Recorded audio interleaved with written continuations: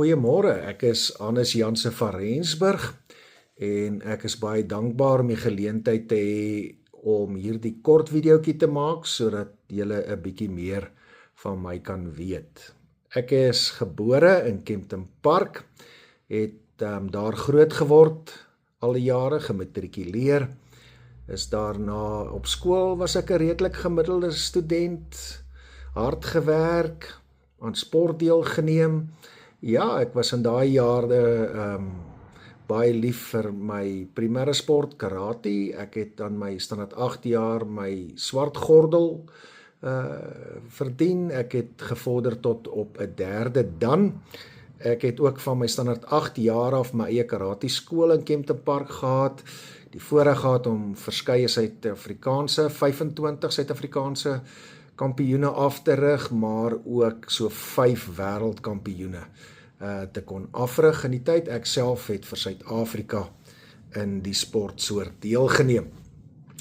Op universiteit het ek weggeskop en hard gewerk, aanvanklik swaar gekry omdat tale vir my moeilik was en ek in die BA-jare met baie tale gekonfronteer is.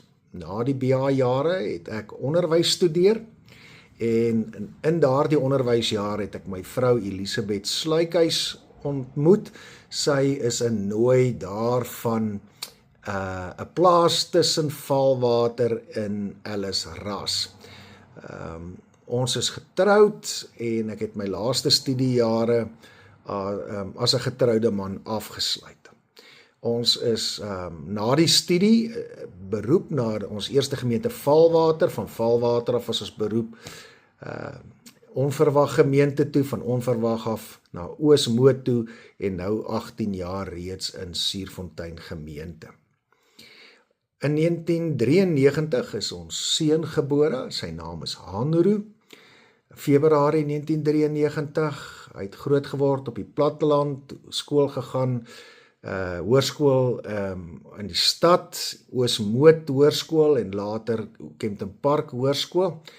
Na skool is hy na die FSA waar hy 2 grade studeer het in musikale teater en vandag woon en werk hy in New York City, Manhattan, waar hy 'n direkteur is by Joffrey Academy waar musikale teaterstudente opgelei word.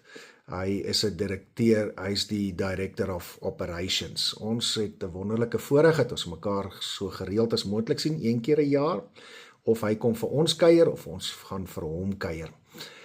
Ek is baie lief vir sport.